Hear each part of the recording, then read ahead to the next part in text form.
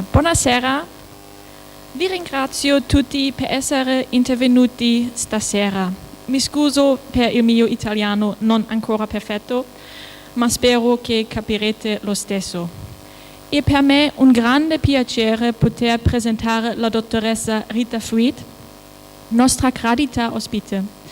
La dottoressa Rita Freed occupa al momento la posizione John F. Cogan Jr. and Mary L. Cornell Chair come curatrice del Dipartimento di Arte del Mondo Antico presso il Museum of Fine Arts di Boston, dove supervisiona importanti collezioni di epoca egiziana, nubiana, del vicino Oriente Antico, greca e romana, etrusca e bizantina. È anche professoressa di arte al Wellesley College, dove insegna arte egiziana, materia nella quale si è specializzata. Prima di diventare curatrice della sezione di arte egiziana e del vicino Oriente del Museum of Fine Arts, nel 1989, la dottoressa Freed è stata founding director dell'Institute of Egyptian Art and Archaeology e professore associato dell'University of Memphis in Tennessee. Ha conseguito il dottorato all'Institute of Fine Arts dell'Università di New York, lavorando all'evoluzione stilistica dei rilievi nel Medio Regno. La dottoressa Freed ha partecipato ad una serie di scavi archeologici in Egitto, Israele e Cipro. Oggi terrà un intervento sulla preziosissima collezione di epoca nubiana del Museo di Boston, che è la migliore collezione di arte dell'antica Nubia fuori da Khartum. Ed ora passo la parola alla dottoressa Freed.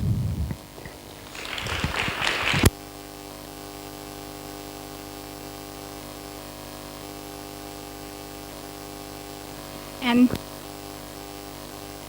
I have to figure out how to turn this on. Okay, perfect.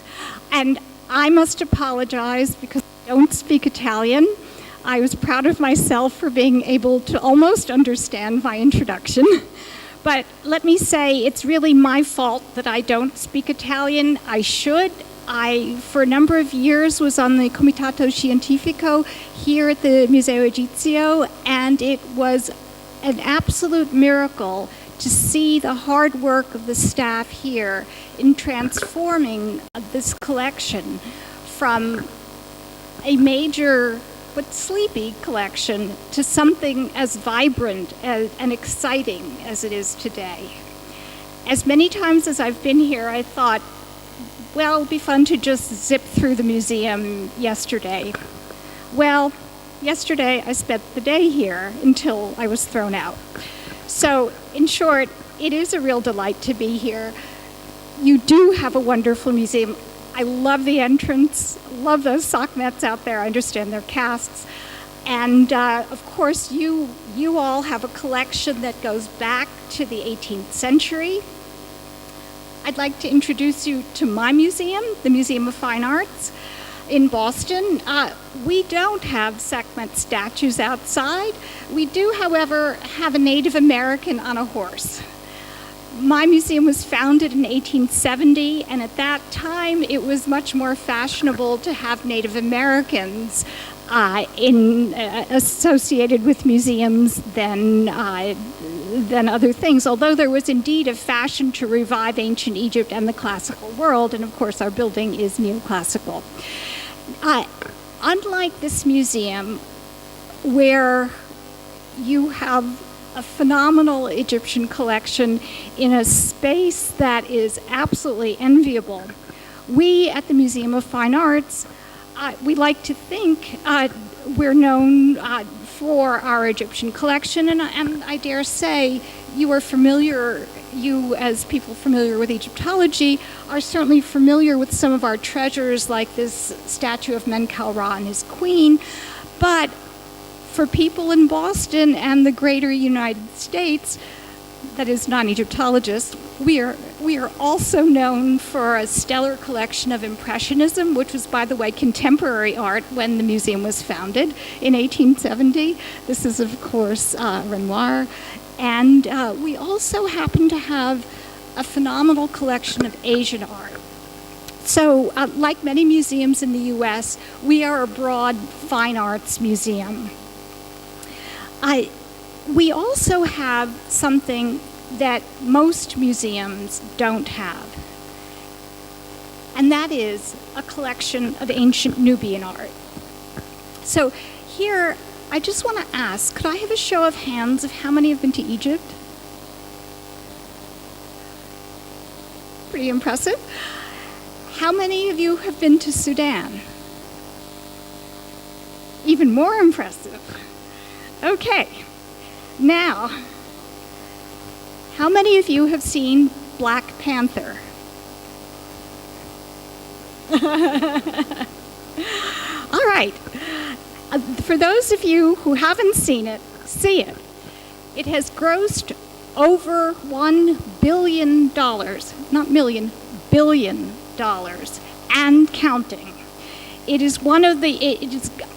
is certainly one of the most popular adventure films ever made, and may become ultimately the most popular. Entirely a black cast, entirely about a fictional African kingdom known as Wakanda, a kingdom that had advanced scientific powers and a kingdom that was beneficent to all.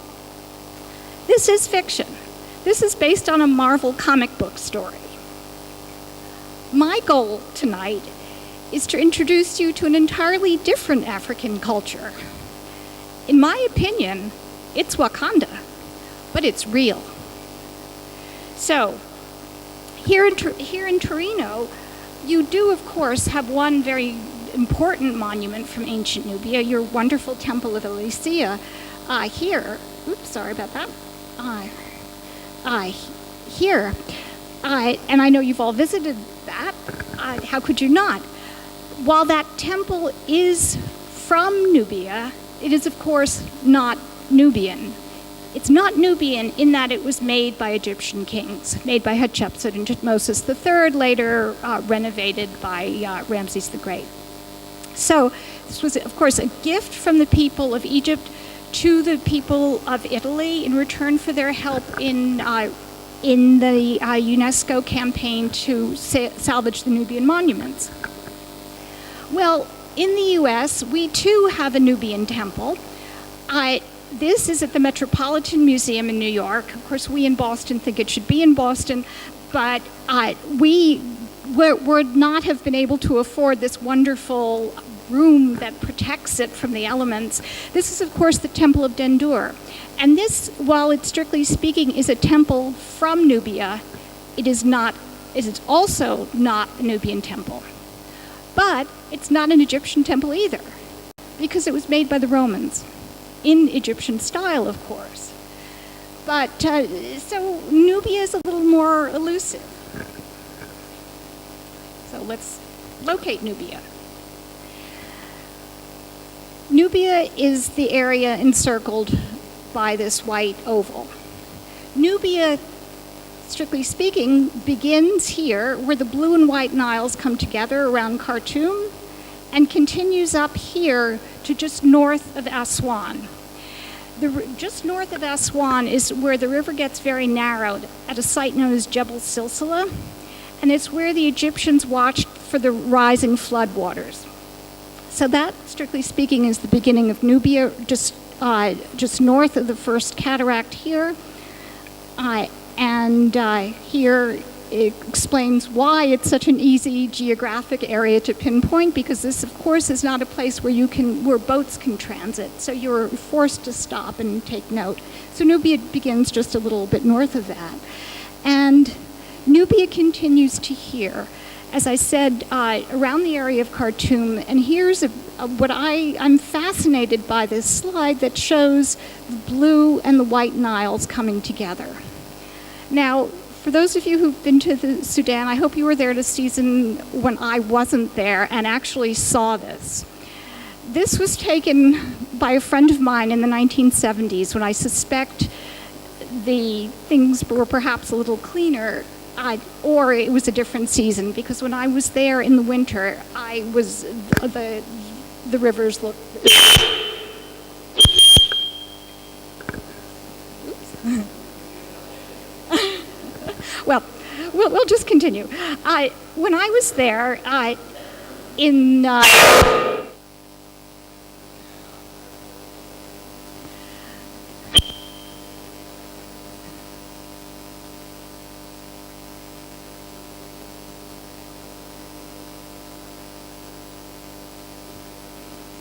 the spirit of the ancient Nubians. So again, we're in the area right here, just where the blue and the white Niles come together, and it's right around Khartoum today. And it's this area that was home to one of Nubia's oldest cultures, and that is the Neolithic material. These two objects, I'm sorry to say, are not in the Museum of Fine Arts. They're in Khartoum. But I will say that they're the only objects I'll be showing you tonight that are not in Boston. I'm showing them to you because I think they're absolutely extraordinary. They date back from about 5,500 BC. This wonderful beaker here, maybe half a meter high, just slightly under that. And if you look at the bottom of it, it's clear this was not a beaker to be stood on a table, but rather it's a ceremonial, presentational beaker to present to a god or to a ruler. But I love the way I love the shape. I love the way the waist tapers in, which just shows you where to hold it or how to hold it. And that shape, that wasp waist, is further enhanced by the lines here. And then, as if to emphasize the triangular shape of the top, they've put incised lines, pendant triangles throughout. So it's really very elegant, and to me, it's also very human. And the same is true for me with this figure here. Also, I believe, meant to be a human. You can see the slit eyes here. What's so special about it for me, first, is the abstract shape. You can't get more abstract than this. This is contemporary art at its finest. And especially wonderful is that you can see from the start, the Nubians knew how to use stone, because the way they've shaped this figure, oops, sorry about that. The way they've shaped this figure, you can tell that they've brought out the graining of the stone to perfection. You couldn't do it better. So here, we're talking 8,000 years ago, nearly 8,000 years ago, they knew what they were doing. They knew what they were doing from the very start, as you can see in both of these objects. So, why am I here showing you Nubia? Well, you may know, you certainly know our Egyptian collection.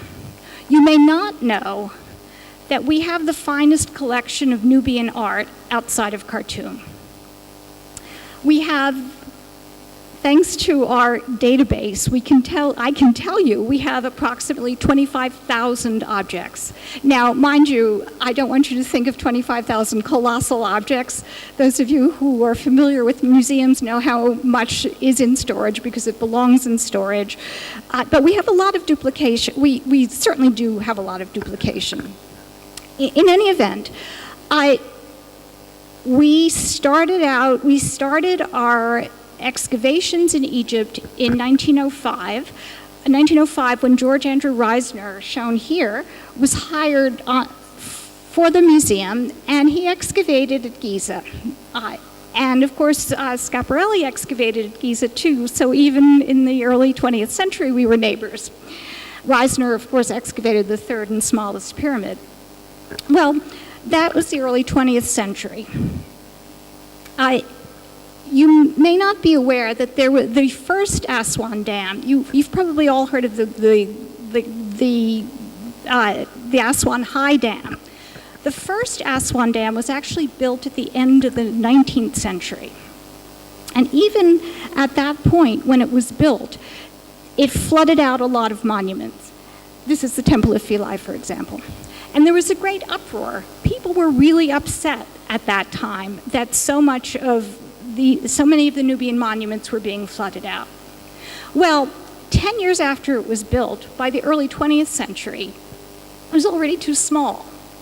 So, knowing that there would be an even greater furor with more material from more of ancient Nubia being flooded out, they hired George Reisner from the MFA. They hired him away from the MFA to conduct the first ever archaeological survey of Nubia.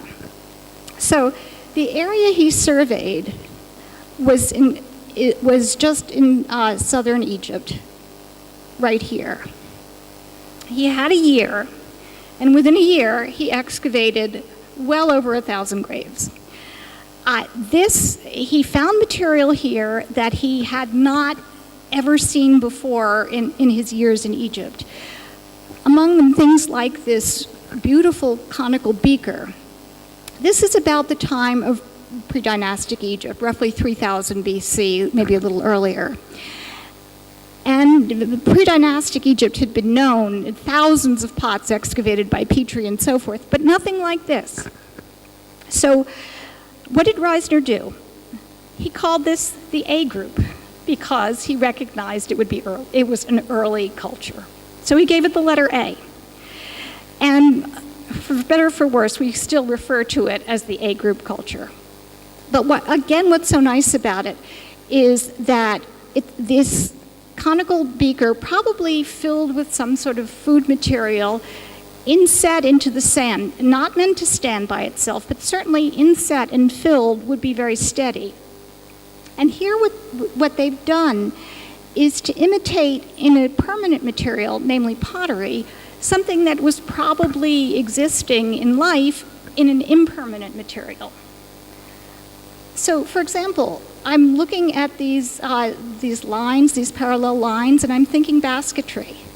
So probably, or some kind of woven material. So here, they're imitating that in ceramic, and all, of course, hand-painted. So the story, from the very beginning, there was trade between Egypt and Nubia. So, in fact, there are A group pots found in Egypt, and there are also Egyptian imports found in Nubia. So from the very start, there's connection between the two of them. The connection is like a seesaw, though. When Nubia is strong, Egypt is weak, and vice versa. So, what happens in Egypt?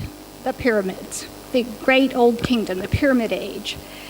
And here, at this point, we don't really hear much about Nubia. This may be 2500 BC. So, of course, all good things come to an end, and Egypt fragments at the end of the Old Kingdom.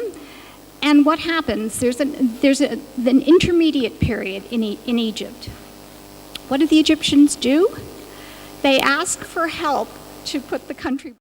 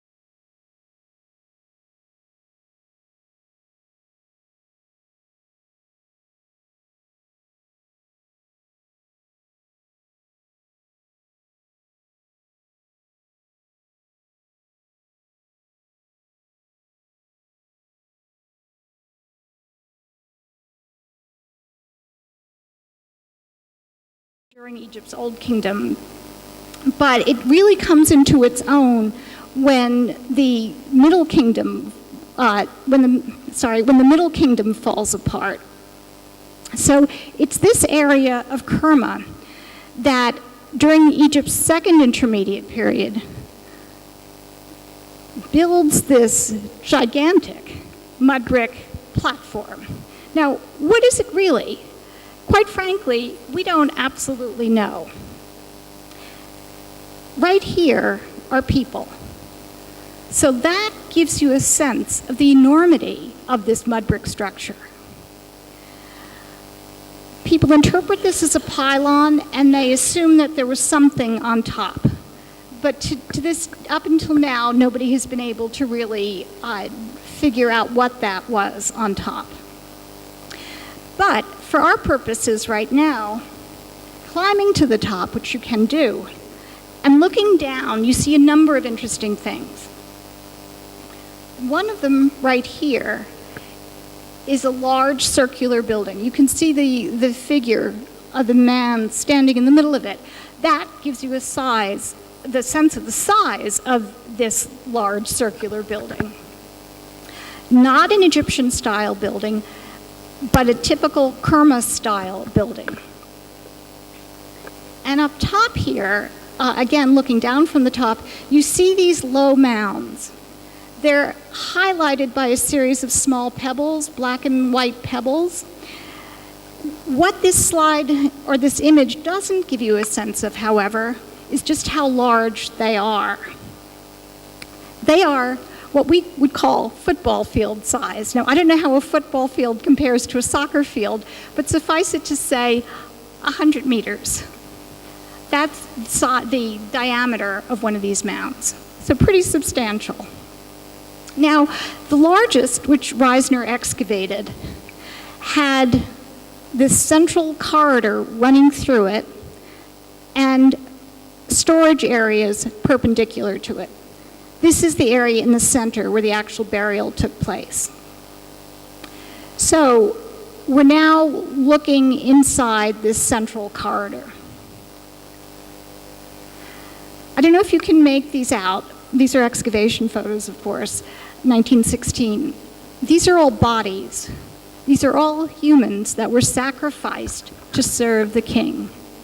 Over 300 sacrificed servants to serve the king. Well, eventually they realized that this was not necessarily for the good of the culture, and ceased it.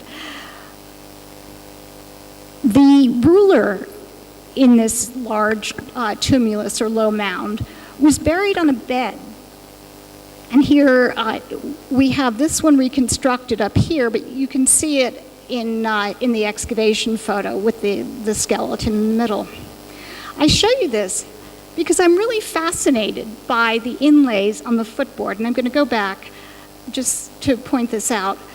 This is the footboard, not the headboard, because after all, the head was elevated on a headrest, and what would stop you from falling down the bed? You needed a footboard. It really makes a lot more sense. So, again, with this urge to decorate, the Nubians, the people of Kerma, added these ivory inlays to we don't know if they're hippopotamus ivory or elephant ivory. We've not had them tested, but there are a whole variety of different shapes and figures, some of them real, some of them imagined, but certainly imagined is this winged giraffe here. But there's such vibrancies and such animation in these figures. I love the way the parallel legs of the giraffe echo the neck, and then the wings here. It's just as if it's a cascade of falling lines. And then this animated ostrich with his wings up, just ready to take off, and that great fat body. There's a little hippo down here. Winged vulture here really gives you a sense of the power of the wings. Don't know what that is. Possibly a scorpion, but I doubt it. It wouldn't have a tail like that. And a turtle. So there's an animation to these Nubian figures that that is really typically Nubian. And you also may not know that the first ever piece of upholstery comes from Nubia, comes from Kerma. This is a stool upholstered, we think, in woven goat hair. So black and off-white goat hair woven together here. But of course, what is really so famous about Kerma is their pottery. And here is just a random sampling of some of the different shapes and types. This is eggshell thin ware, also made by the coil method, made completely by hand. Superficially, this looks like the pre-dynastic blacktop redware. And it is certainly a continuation of that technique whereby you turn the pot upside down in the firing process so that oxygen doesn't get to the rim and it stays black. But no pre-dynastic pot has this kind of sheen or this marvelous ashy layer. Now, they perfected this tulip shape for sure. And they made a lot of them. But I think sometimes they got lazy. So rather than making 7 or 8 pots together, they made one tall pot with these concave lines in it to make it look as if they were 8 pots stacked together. Really clever. This, we think, is an infant feeder. So that this spout, this very thin spout, would have gone into the infant's mouth. Now, we call this a teapot for reasons unclear to me, but it's certainly a basket-like, and it has a ram's head here. The spout, again, this urge to decorate, they couldn't resist shaping the spout into something real, in this case, a ram. We also have others that are hippo shape. So the Kerma culture really thrived from about 1750 to about 1500 BC. And they too were known for their warrior-like qualities. You can see this, this is actually a miniature dagger found in a child's tomb, with an ivory handle here, gold rivets, and a gold frame over a copper blade here. The empire of Kerma, at its greatest extent, probably extended as far south as the area of Khartum, because Kerma material has been found there, and as far north as El Kab, thanks to the recent excavations of Vivian Davies. We now understand that. So Kerma thrives during Egypt's second intermediate period. What happens after the second intermediate period in Egypt? The New Kingdom. Well, you know the New Kingdom, Tutmosis III, Hatshepsut, Tutankhamun, of course, and it's Tutmosis III shown here from the Luxor Museum, and of course Deir el-Bahri here, Hatshepsut's great structure. And it's Tutmosis III who extends Egypt's empire to its greatest extent. So Egypt now in the New Kingdom consists of all the way up the Levant to the Homs Gap in Syria, strategic location that Ramses the Great would later fight for. And it continues all the way down into one area of Nubia south of Kerma. So another of those great empires of the ancient world. Now, at Kerma, Hatshepsut of Deir el-Bahri fame builds a palace. Those of you who follow Nubian archaeology will of course recognize Charles Bonnet. For over 50 years, he has been excavating Kerma. He has found in a site just outside the main area of Kerma an Egyptian city where the Egyptians, probably under Hatshepsut, built a huge palace with an audience hall. I took this picture because the day before we were there, he had found that this palace with these giant columns so close that you can't even walk between them, he'd found that the extent that he had excavated was actually double in size than he had originally thought. So he was pretty thrilled, and we were pretty thrilled to be there too. So with the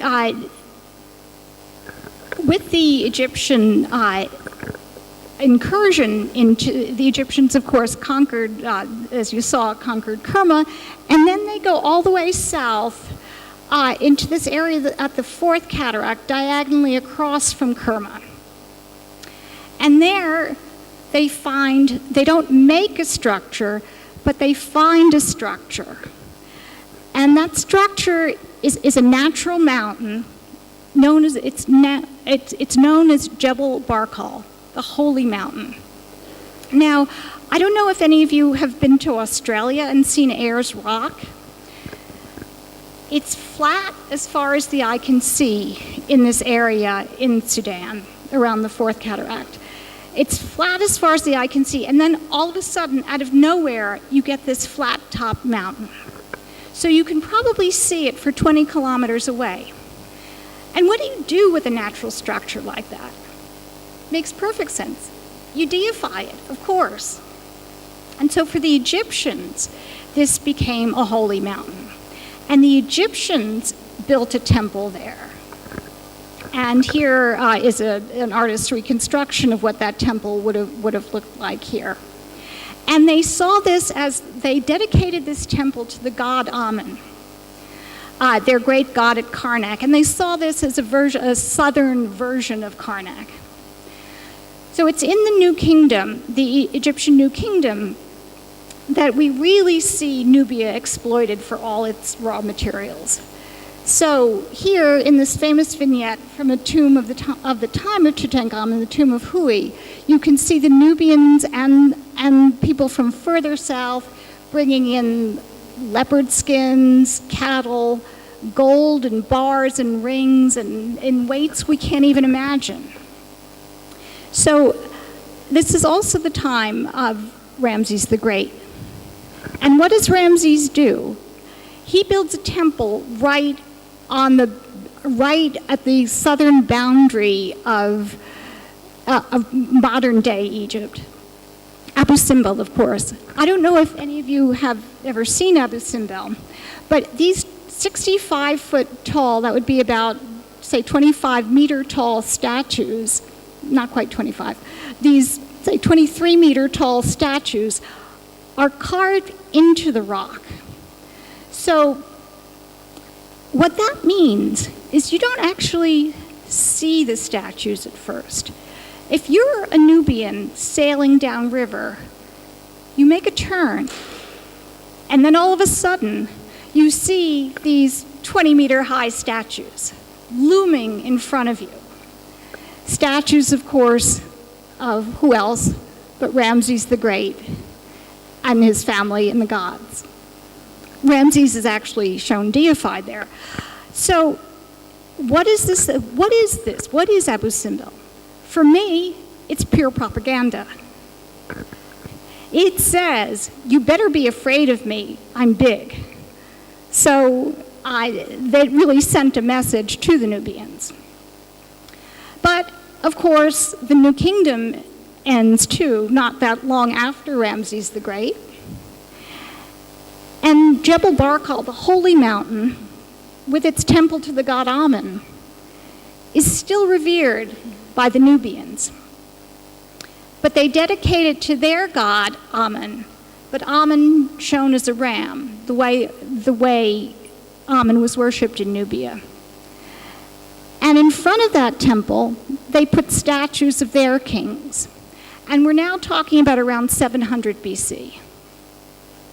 So taking a look at these kings, there were 7 in all. This one is the tallest in our collection. It's about 4 to 5 meters high, minus its feet here.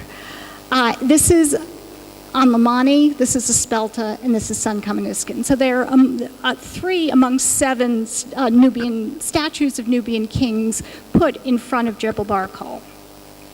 What makes them Nubian? How does the average person distinguish between Egyptian and Nubian? Part of the problem is the average person doesn't, because superficially they do look Egyptian.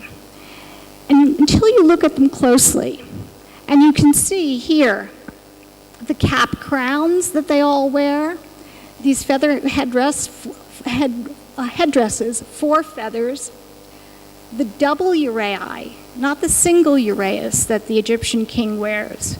The uraeus for protection, the uraeus, the snake that spits its fiery venom at the king's enemies.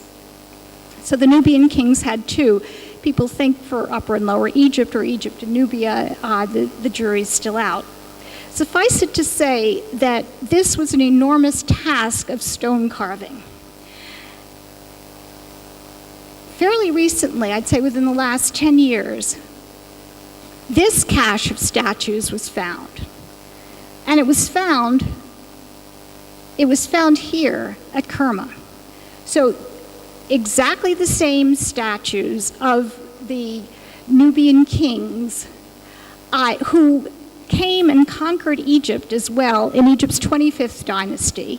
So these kings controlled an empire that included Egypt to the Mediterranean coast, all the way south farther south in Jebel Barkal, all the way south to around Khartum.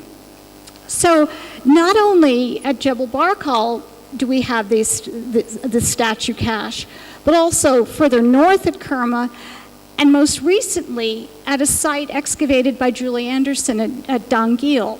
So 3 major sites with 3 sets of the same kings, the same colossal statues. So that gives you a sense of the Nubian Empire, the power of the Nubian Empire when they conquered Egypt. We're now going to move back to Jebel Barkal, and we're going to go to the top of the mountain, up here, looking down. This was the temple that the Nubian kings of the 25th dynasty, about 700 BC, augmented. And we'll just take a look, for some more Nubian iconography, we'll take a look at this boat stand. How does the god travel in Egypt? By boat, of course, because that's the way everybody travels. So that rectangle of stone is adorned on all 4 sides. And this is just one of them. Now, again, the Nubians borrowed things from Egypt. They adopted things, but then they adapted them to their own specific needs. So you will recognize, of course, Horus and Thoth, 2 gods of Egypt, tying together the lotus and papyrus around the windpipe and lungs. On top, in Egypt, you might get cartouches or you might get nothing. Here in Nubia, you get something very graphic. You get an in-your-face image of the king. This is King Atlanursa, and this is his bark stand. And what is he doing? He's holding up the sky. He's not suggesting himself coyly as a god. He's telling you he has these superhuman qualities. And here, it's also very clear what how he's different, how his representation is different as well from an Egyptian representation. Because here, you can see very clearly the double uraei, the cap crown, these bulging muscles, but also very distinctive necklace. The ram of Amun shown as a ram, at the center of his neck, and think a lanyard, so that or a rope with the center having a pendant of a ram here, and then draped behind the neck and crossing, and in front on each side, other pendants with the ram of Amun. So he's leaving no doubt in your mind who he is. The Napatan period Nubian kings were buried in pyramids, just like the Egyptian kings of the Old Kingdom. Kings of the New Kingdom were, of course, not buried in pyramids at this point. And we were fortunate, or Reisner was fortunate, to figure out how to get into these pyramids. Or actually, getting into the pyramids is not what they did at all. He got under the pyramids. This is one of the pyramids at Giza. And here, the entrance to the pyramid is in the pyramid itself. The pyramid, of course, is not solid at Giza. But here at Napata, the pyramid is solid. The entrance, Reisner found, was way off to the east. The burial chamber ultimately was underneath the pyramid, but there is no physical connection between the pyramid and the chambers underneath. Reisner was the first to figure that out, and here you see his excavation of this long staircase. Well, Reisner was the first in modern times to figure it out. Robbers got there before him, ancient robbers, but they left a few things behind, like this Hathor-headed crystal ball. It has a loop on the back, so we assume it was suspended. And although it blows up very well, it's less than 2 inches high. It's really just a lovely piece of gold work. It was found in the tomb of one of the queens of King Pia, or Pianki. And to be honest with you, we don't really know if it was made in Egypt or made in Nubia.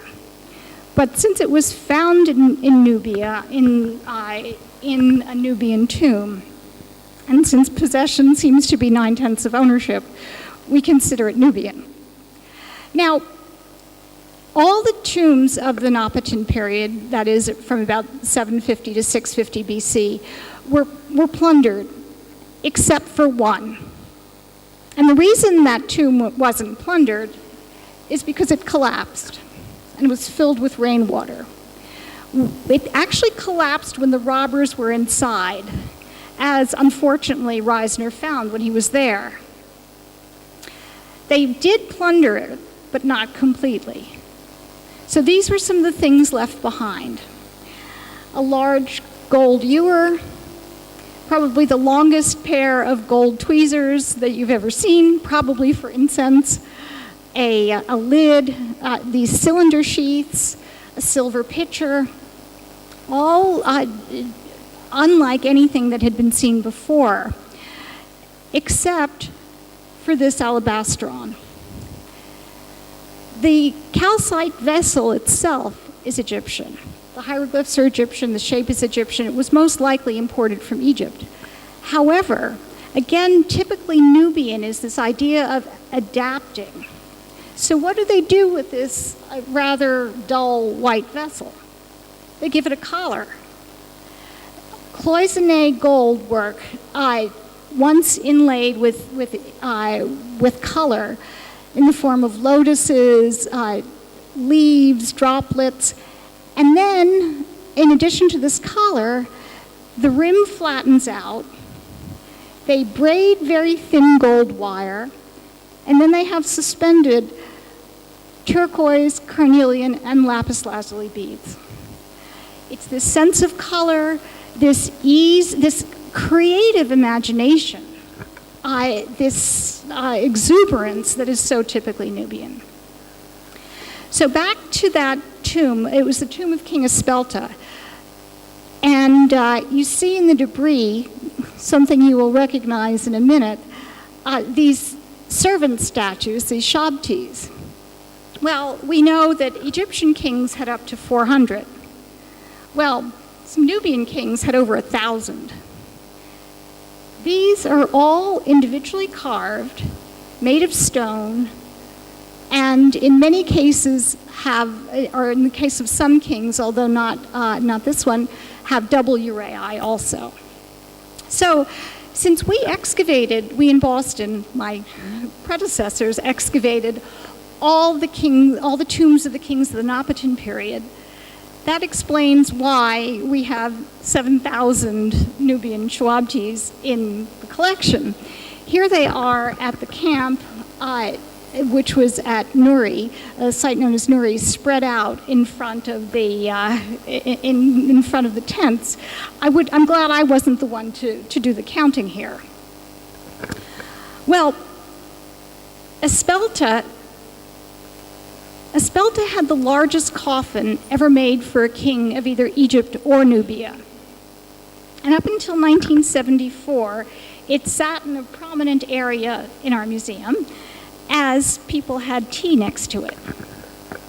For structural reasons, it had to be brought out of the central area, and unfortunately it's now in storage, although I hope that that won't be for very long.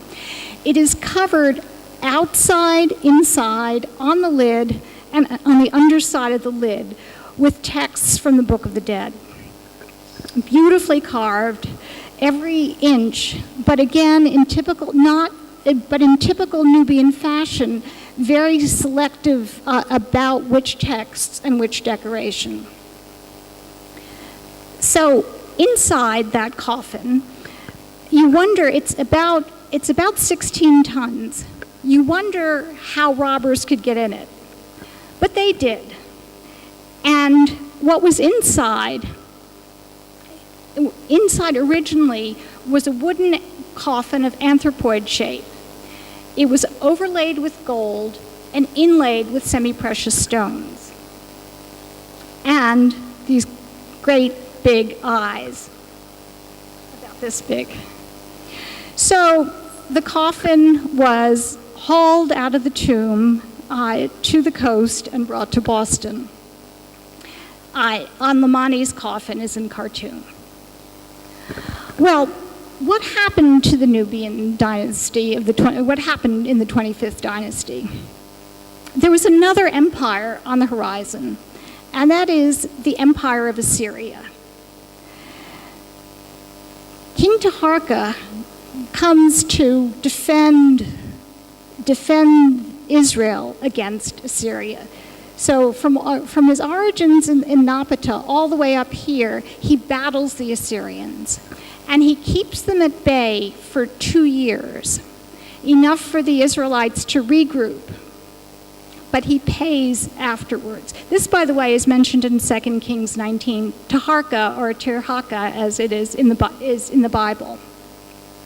So the Nubians pay, and they pay dearly, because subsequent Assyrian kings come and sack Memphis, they sack Thebes, and ultimately, with the help of vassals, known as in the 26th Egyptian dynasty, they come and they sack Nubia.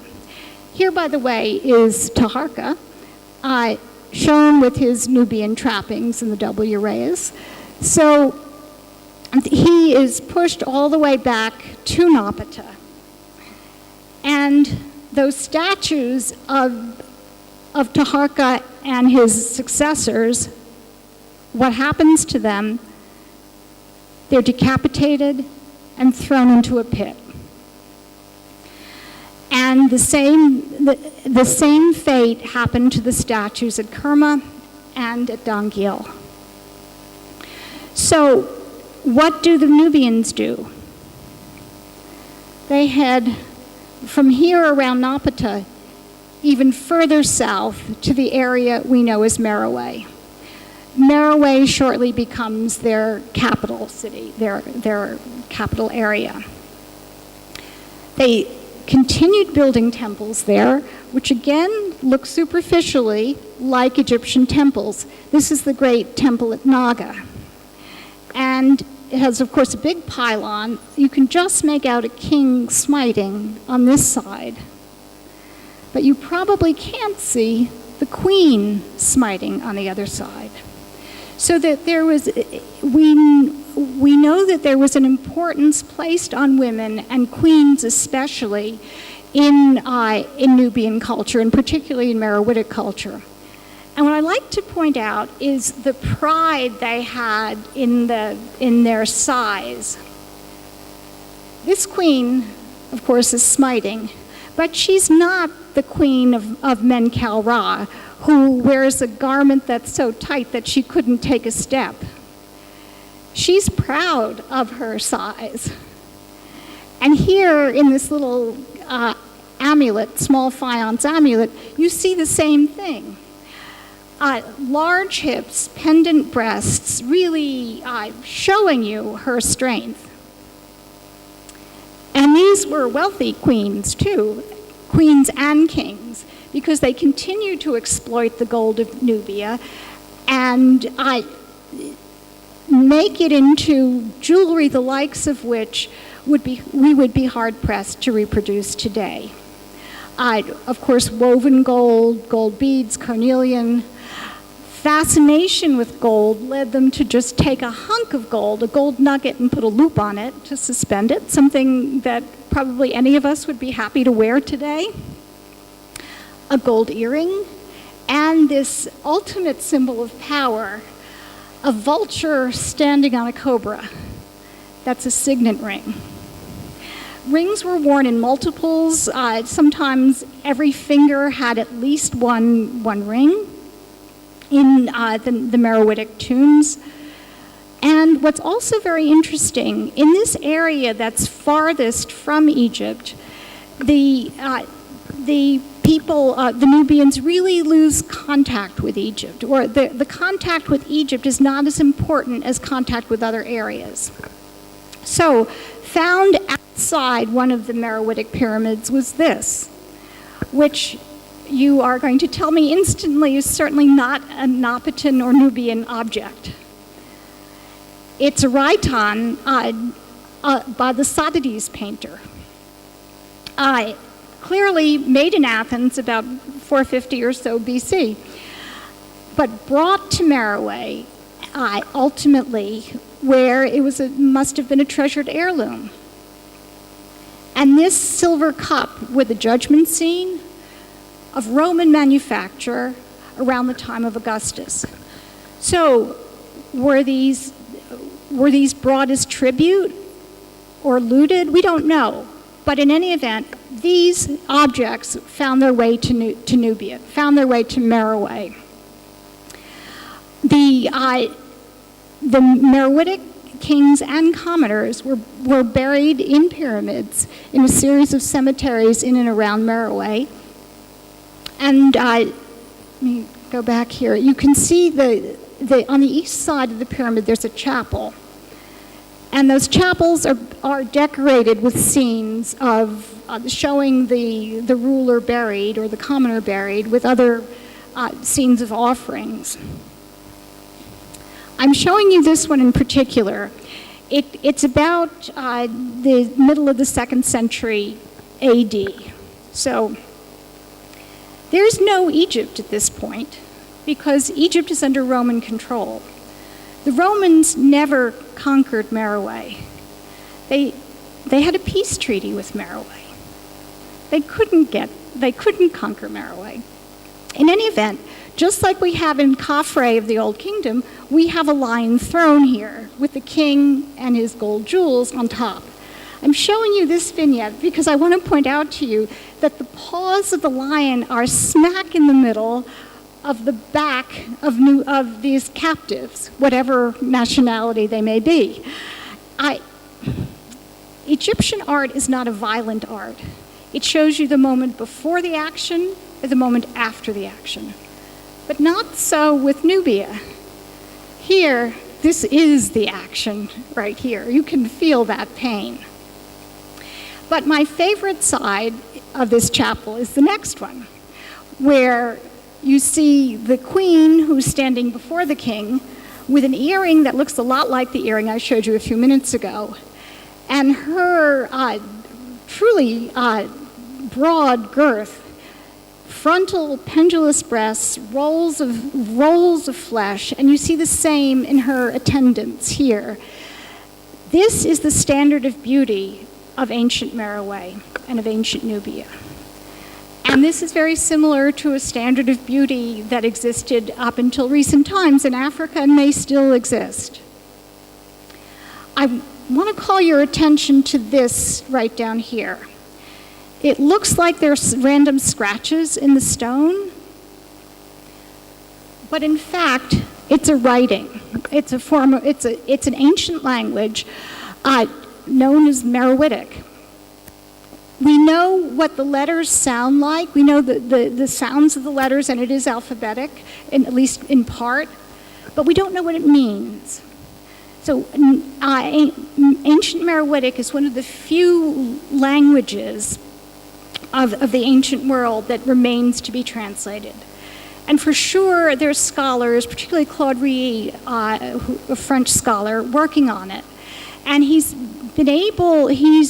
making progress through his knowledge of related language, through his knowledge of other languages, languages that go west as far as Chad,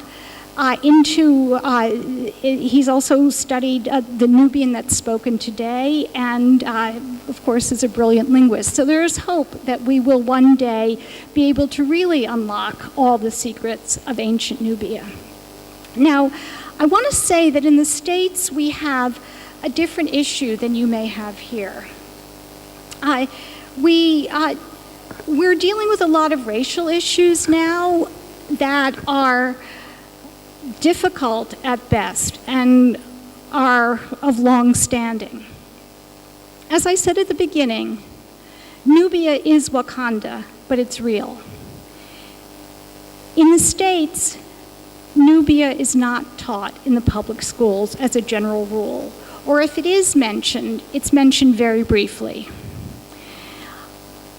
My experience has been that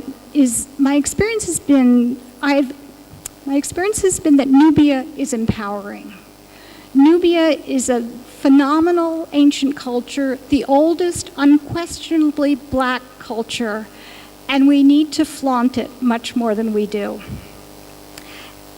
Partly in order to do that, I've started an Instagram account. I got together with Harvard, the university, and started giving tours to some of their scholars of a few of our Nubian objects. And it evolved into a daily account or a daily picture of a Nubian object with a few lines of explanation. And from 5 people, it quickly grew to almost 100 and became a little unmanageable. So it's been converted into an Instagram account, which I've called Nubian Note. It's a different picture of a different object in the collection each day, with, again, a few lines of explanation, and the hope that word will get around. And my goal is really to share with as many as possible this glorious ancient culture, and hope that we come to understand it better, and in doing so, understand ourselves a little better. So, thank you.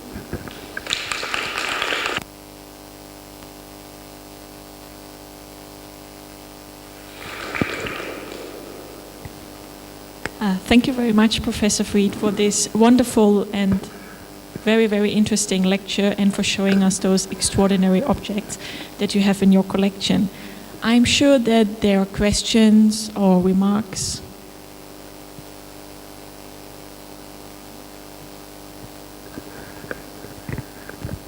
Okay, so first of all, thank you so much. This was really amazing. I mean, for being so clear. I'm sure everyone here, however, whatever their level of English has got your whole talk, and it was nice to brush up things that that I haven't been thinking about in a long time. But one thing that really struck me is one thing that really impressed me is the objects you showed at the beginning, the wasp waist vase, the age of it, not just the fact that they were impressive on their own, but what is really impressive is that they are so old, 5,500 BC or so. And I'm thinking Egypt at the time was doing nothing in that league, nothing comparable. They were completely, and so what kind of culture? I mean, when I see an object like that, I think specialized craftsmanship, permanent settlement, social hierarchy, all that. So do we have an idea of the background of this kind of object? How many are there from that period that are show this level of craftsmanship? Well, I couldn't agree with you more. When I look at those beautiful objects, what immediately comes to mind is how sophisticated they are. That these are not first attempts, which shows us that by 5,500 BC, there was already quite an advanced Neolithic culture, and specifically around Khartoum, so as far from Egypt as you can get. To my knowledge, while Egypt may have had fragments of pottery, it was nothing this sophisticated. And the tulip-shaped beaker is only one of many shapes that I'm aware of. Some of them very deliberately asymmetric, where the decoration very perfectly follows the shape of the vessel. To my knowledge, right now, we don't know a lot about the settlement patterns here. These are all tomb objects. The most interesting excavations of this material was done by the Polish missions by Leszczaniak in the 60s. And I'm not sure that it's been completely published, but so I really can't answer your question. But I also wonder about how much we don't know or how much is lost to us right now. Thank you.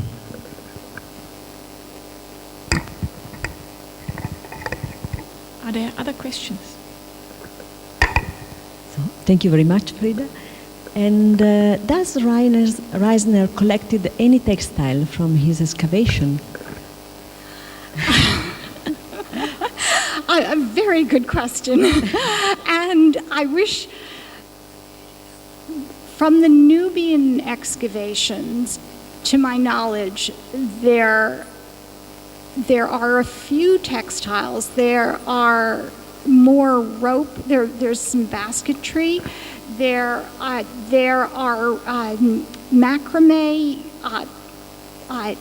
macrame holders for multiple pots that we have, complete with some beads. And there is a little bit of linen, but really nothing that I can think of offhand. So from Kerma, there would have been leather and these macrame woven pot hangers. Of course, from Egypt, he did have more textiles. Thank you. And I'm sure you already know about the textiles of Qasr Ibrim that they're finding, which are just much later, of course, but spectacular. Thank you. Any other questions? Thank you very much. I want to know if there is any attempts to find out the way to take all the treasures under the lake of Aswan, because I'm from Sudan and I'm from Marawi. Oh, great. We are very concerned about what's until now undiscovered, and also we are concerned about what's happening now in Sudan. The actual government don't take care of anything, and they are selling and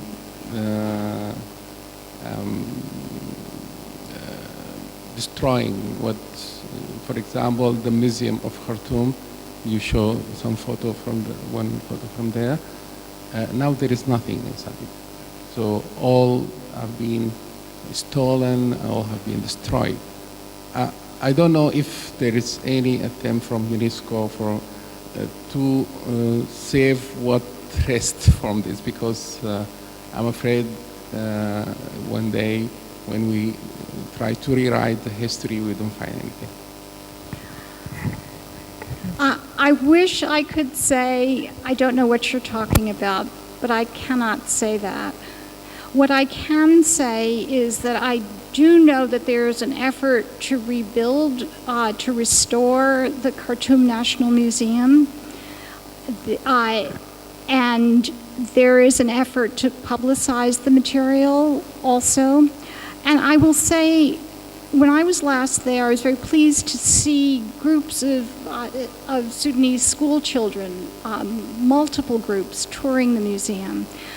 I think these are all very serious, very big issues that go beyond many of us who are trying to do whatever we can. I think they go beyond archaeologists, and I think you probably know a lot more than, I'm sure you know a lot more than I do about the dams that are being built, and I was wondering if you would say something about those. I also would love to hear what it was like growing up around Meroe. So back to you. Yeah. What happened in the town of Halfa, that now underwater, until now people are angry about what happened there.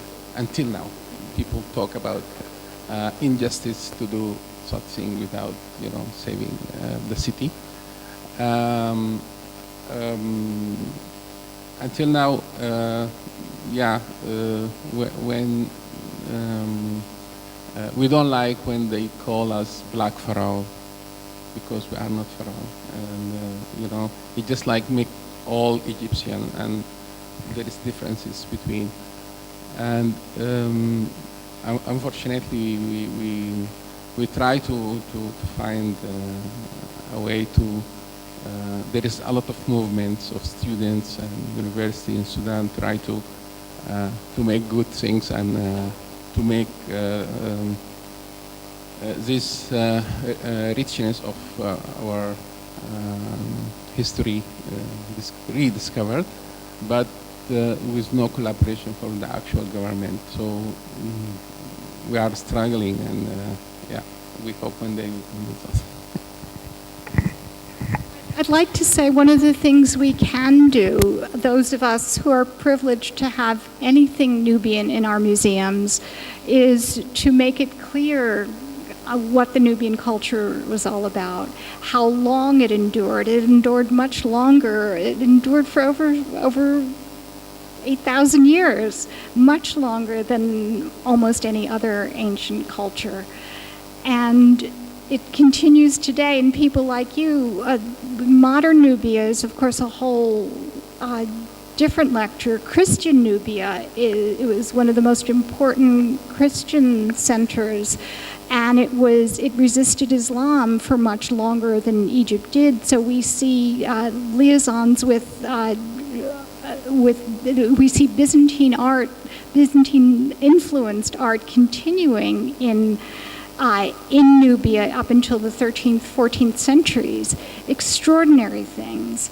There is so much to learn, and I think that we can all try to play our own role in letting people know. As you said, Nubia is not Egypt. Nubia is a special gem, and coming from the States, I think that it's ever so much more, I shouldn't say more, it is ever so important for us to get the word out about this material. So I think that we're privileged to have it in the Museum of Fine Arts in Boston, thanks to the government of Khartoum, and thanks to George Reisner, and thanks to modern technology.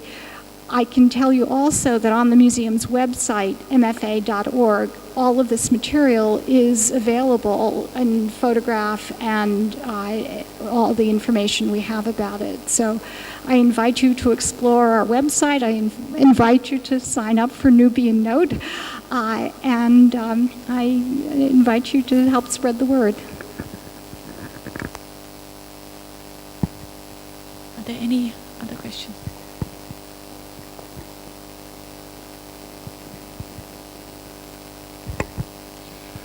I am aware that at the Nubia Museum in Aswan, there has been an effort to put together the archives of the museum, a recent effort. I don't know if you are aware of that.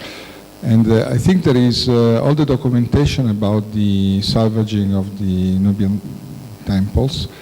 And maybe there is there some information that would be relevant to what you were saying. So this could be a place to search. Let me say something else about about the Aswan High Dam. Lake Nasser is not as full as it was planned. So some of the forts that I showed you, not Buhen, but Uranarti, is above water. And Kasr Ibrim, also another site, is not nearly as flooded as it would have been. So there's an excavation that's gone back to Uranarti, an excavation from Brown University. So I don't know about finding things that are currently underwater, but the good news for us is not as much as is underwater as was planned. What will happen in the future, I think, is anybody's guess. But I'm glad that you mentioned that archive. I had heard about it, but I don't know details. And it's stored at the Nubian Museum.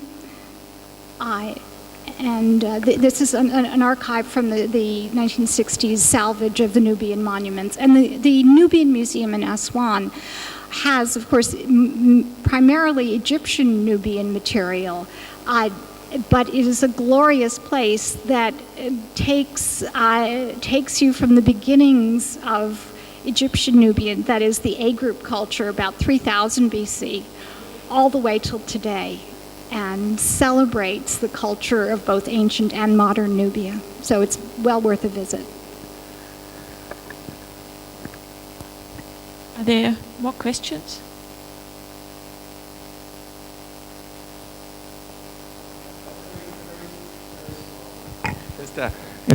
Sorry for this. It's a bit of a silly question, but